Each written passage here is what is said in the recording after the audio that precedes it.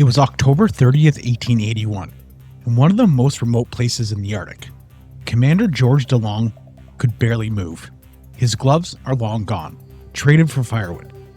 Around him, the men who once followed him into the unknown now lie scattered, starving, frozen, and too weak to even talk. Just 2 years earlier, they had launched what was supposed to be the most ambitious polar expedition in U.S. history. 33 men aboard a reinforced Navy vessel, chasing the dream of discovering an open sea at the top of the world. And here they were, standing on the ice, their ship gone, crushed by the heavy and ever-pressing sea ice. The survivors are stranded in a frozen wasteland, thousands of miles from help. Between the lack of equipment, freezing temperatures, and the very real threat of starvation, how could anyone survive this? Well, that's the question I'm going to try and answer with you. This seriously is probably one of the most intense and gripping survival stories in American history. This is the story of the USS Jeannette, a voyage meant for glory, but wrapped in a nightmare. In 1879, a person named George Washington DeLong was a rising star in the U.S. Navy. He was disciplined, methodical, and deeply patriotic. He believed exploration wasn't just science, it was duty. America had fallen behind the great Arctic powers of Europe, and DeLong was determined to change that. The opportunity came through James Gordon Bennett Jr., a New York newspaper tycoon with a reputation for wild behavior and a fortune to match. Bennett had already financed expeditions, once sending Henry Stanley to find Dr. Livingstone in Africa. Now he wanted a new headline, something bold, something American. The plan was to sail north through the Bering Strait and reach the North Pole by sea. It wasn't as reckless as it sounds. Leading scientists of the day believed in a warm polar sea, a theory that ocean currents like the Kuru-Siwa might create an ice-free gateway near the top of the world. Bennett bought an old British gunboat, had it retrofitted with thick oak reinforcements, and gave it a new name, the Jeannette. The ship was commissioned by the Navy and would fly flags under its rule. The USS Jeannette was just under 146 feet long, which was small by naval standards. However, it had been heavily reinforced for Arctic condition. The ship was equipped with 3 full masts for sailing, but it truly was the coal-fired steam engine that made its use in the Arctic possible. It was able to provide heat within the crew quarters, which was a critical advantage in polar condition. It's said that even though temperatures inside the hull often fell below freezing, it retained enough heat for people to survive.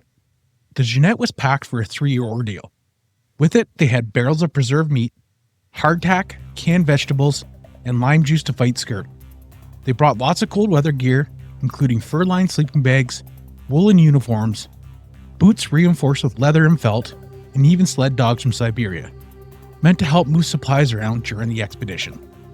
The USS Jeannette departed San Francisco on July 8, 1879. The public watched with anticipation, and the 33 men who volunteered to follow DeLong sailed off into the unknown. At first, the voyage felt charmed.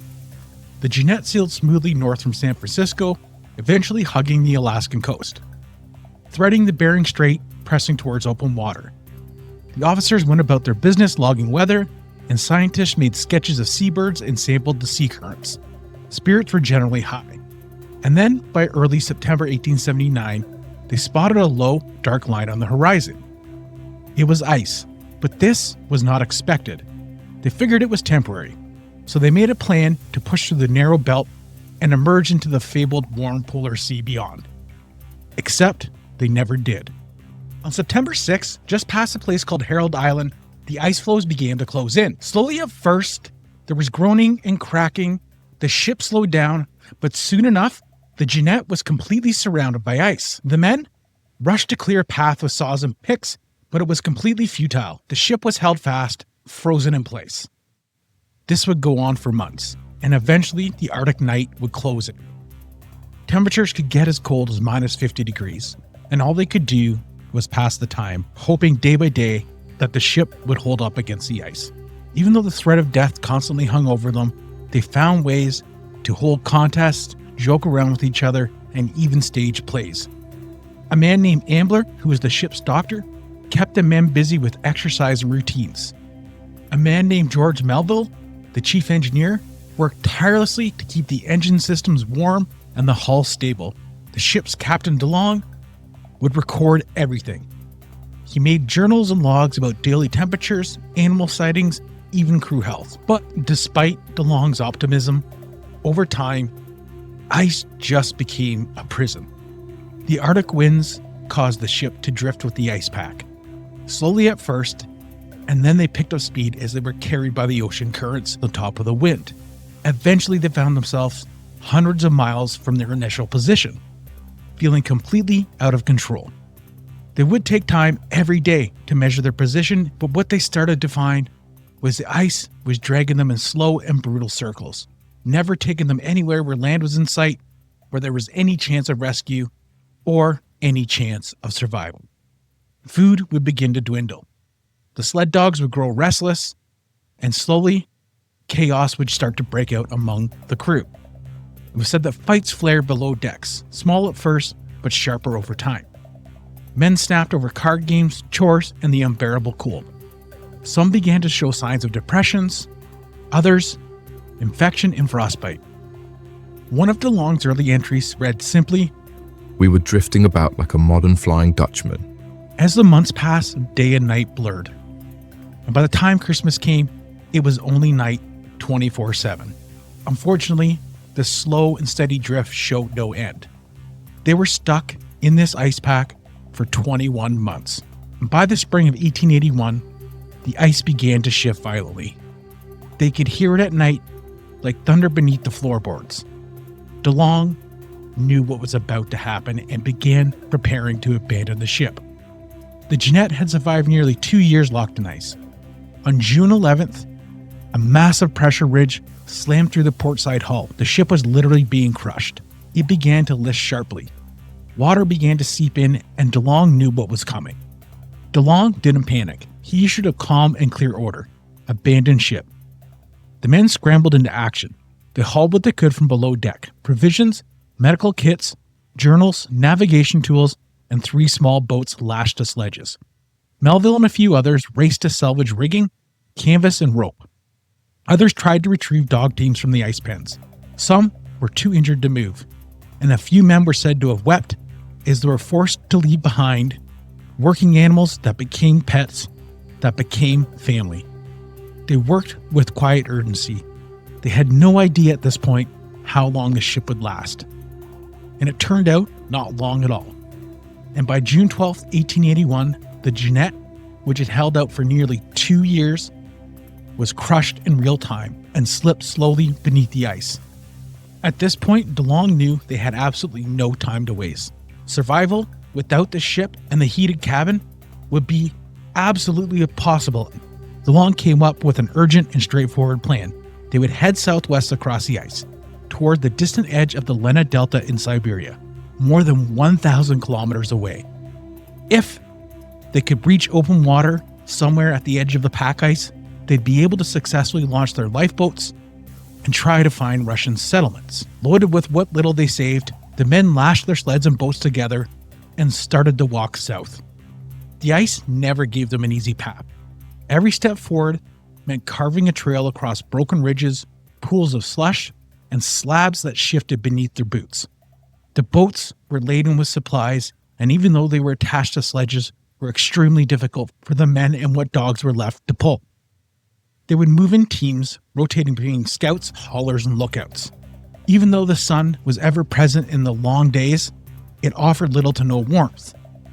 And during this long walk, every night seemed to end the same. They simply collapsed into their tents, laying on bare ice with their limbs aching and barely any food in their stomachs.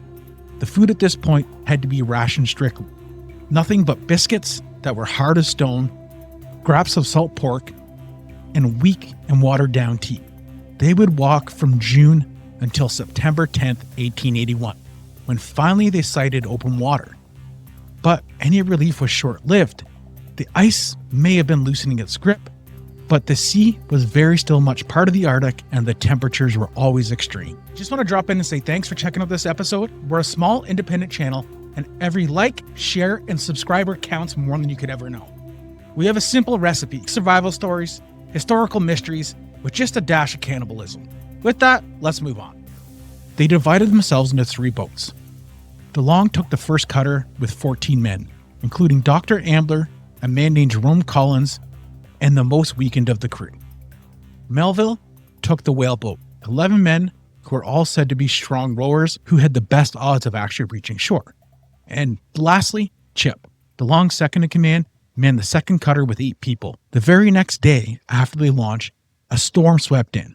The winds tore through the sails and the waves battered the boats. And just like that, the crews became separated. In the chaos, Chip's boat completely vanished, and it was the last time anyone ever saw it. All were lost to the sea. For several days, both Melville and DeLong drifted and rowed as hard as they could, nowhere near each other. Melville's group landed on the eastern edge of the Lena Delta, a remote part of Siberia. DeLong's cutter landed alone, on a desolate and waterlogged edge of the same delta. Far enough away from Melville, they had no idea where each other were. It was September 15th. The men were starving, soaked, and frostbitten. They set out immediately on foot with what they could carry. The plan was to head south in search of a Russian settlement. Though DeLong and his crew had finally made land, their struggle was far from over. In a delta, it was a frozen swamp, wide, flat, and wind-scoured. It was a maze of muskeg and permafrost. It was just an endless void that seemed to swallow all hope. In the summer, it was swarmed with black flies and bog water, and in the fall, it froze over with early Arctic winds. By October, temperatures would drop to minus 30 degrees Celsius or lower. They faced starvation, exposure, and the sheer emptiness of a landscape that absolutely didn't care whether they lived or died. The men would slowly move southward in slow and broken stumbles. They would set up camp each night, sometimes no more than a few hundred yards from the previous night's camp. Shelter was whatever they could scavenge, scraps of canvas, driftwood, and wet furs that had lost all warmth. They had brought what they could carry when they abandoned the boat. A few cans of meat, hardtack, some tea, and glycerin, which they now rationed like food. They turned to boiling lichen and moss, even chewing raw leather from the gear. Glycerin was a sugar alcohol that was intended for medical use, but in their desperation, they were actually eating medical supplies. Here, firewood was pretty much non-existent. They had to burn strips of fabric or parts of the sleds. Basically anything they could find that was flammable. And one by one, the men's bodies began to fail from a combination of exposure and starvation. Only a few weeks after making shore, the first men would begin to die. First was H.H. Erickson on October 3rd. It was said that his body was found frozen stiff in the morning. They had tried to bury him, but the ground wouldn't give. October 6th, a man named Alexei, their Siberian dog driver, collapsed. DeLong and Ambler managed to dig a shallow grave for him in the permafrost, but they wasted hours of energy on it. And then came a man named Sam, the quiet steward who had kept the men fed for almost 2 years. Soon after, Boyd and a man named Gortz followed. We said that each man had grew thinner and quieter until one morning they just simply wouldn't wake up. Somehow, Dr. Ambler kept going. He was emaciated and sleep-deprived. By October 9th, DeLong knew how desperate this situation is. He took the 2 healthiest men, Nindemann and Noros, and sent them south across the ice and the unknown. He handed them a note with his trembling fingers, begging them to get help from any village they could find. It was the last move he had left. DeLong even asked Dr. Ambler to go with them, but he refused. For the rest of the men, they stayed behind. Their journal entries from that point became shorter and more fractured. All in all, at this point they were so out of energy, they stopped traveling. They stopped talking, and slowly the cold and hypothermia stripped away everything, including their movement and their memory. And by October 30th, DeLong would write his final line. Simply it said, Mr. Collins dying. And then nothing. No mention of DeLong's own fate, no goodbyes, just silence. No more words, no more entries. It was as if he did just like the others and simply laid down to sleep one night and never awoke. But while DeLong's group slowly slipped into the dark silence, Melville and his men were still very much alive. They had landed on September 14, 1881, far to the east at the edge of the delta. All 11 men were exhausted, frostbitten, and barely clinging to consciousness. By a stroke of luck, local Yakut villagers saw these men when they came ashore and gave them warmth, shelter, and food, leading to all 11 men surviving. And from here, the Yakut villagers helped them travel further south in search of larger settlements And by late October, Melville had reached the remote Siberian settlement of Bulin, which was a frozen outpost clinging to the absolute edge of the known world. And unbelievably, shortly after his arrival, he was astonished to find two men stumbling into the village, nearly frozen, gaunt, and on the edge of starvation. It was Needham and Noros, DeLong's messengers. They had been walking for almost 2 weeks, navigating by guesswork, starving, and nearly blind from exposure. It was almost a miracle that a Yakut hunter had found them and led them to safety. Their faces at this point were skeletal, their hands blackened by frostbite, but they had a message, and it was clear. The commander is still out there. And Melville didn't hesitate. He immediately launched search efforts, but the Arctic winter had already closed in. Snow swallowed the trails, rivers froze over, and the delta turned to stone. After days of fighting the ice and snow, he was forced to turn back, but he never gave up. And by the spring of 1882, daylight began to return to the delta, and things began to thaw. Melville set out again. This time he set out again with local guides in a clearer direction. And on March 23rd, he found the first trace. A stone mound, carefully arranged, hidden beneath packed snow. Inside was DeLong's scientific instruments, some notes, and fragments of a logbook. It was a supply cache. Melville studied the notes, coordinates, and measurements. There was nothing recent. DeLong had been on the ice since the ship had sank in June. By now, it was 9 months since he would have reached shore, so they knew they had to press on. They kept fighting further and further, facing windswept ridges, frozen channels, and plains that seemed to stretch forever. Each day, the question grew heavier and heavier. What would they find? But it only took a few more days when they saw it. It was the faint outline of a camp. Melville paused. The wind stirred scraps of canvas. A few broken sled pieces poked through the frost. It looked completely abandoned. He stepped forward, the snow crunched beneath his boots. He was filled with hope, but he was also seasoned enough to know what he was probably going to find. No voices called out, and it just seemed like the scene spoke for itself. We know that DeLong had actually stopped recording his journal in October of 1881, noting that Collins was still alive that morning, just barely. At this point, DeLong had been drifting in and out of consciousness, muttering in half-sleep, his words frozen in his breath. It was said that Ambler stayed by his side. He hadn't eaten in days. His face was hollowed to the bone. His boots were as frozen as his legs, but somehow still he moved slowly and carefully, tending to the last people alive. He pressed a rag to Cullen's lips and whispered something no one else heard. Then he sat down beside him and didn't get up again. By the next morning, both were gone. That left DeLong and possibly one other alive.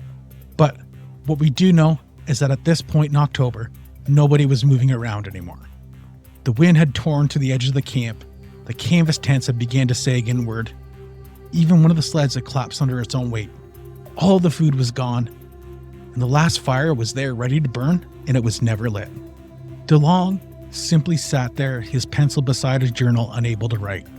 He spent his last day sitting upright, wrapped in his sleeping bag, likely unable to speak, likely unable to move. He just simply faded into the frozen night, like the other men around him. Starvation and the temperature slowly had killed them, each one by one. And when Melville found them, months later, DeLong was still there, still beside his book, his coat drawn tight, his boots laced, as if he had gone to sleep expecting to wake up. I can only imagine that the only thought going through his mind at that time was that rescue might come. He probably also knew it was very unlikely. And unfortunately, before each of them passed, no one had came.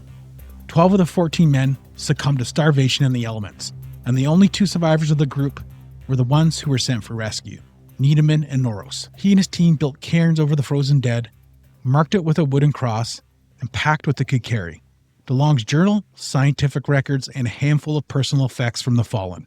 It was here they would turn back.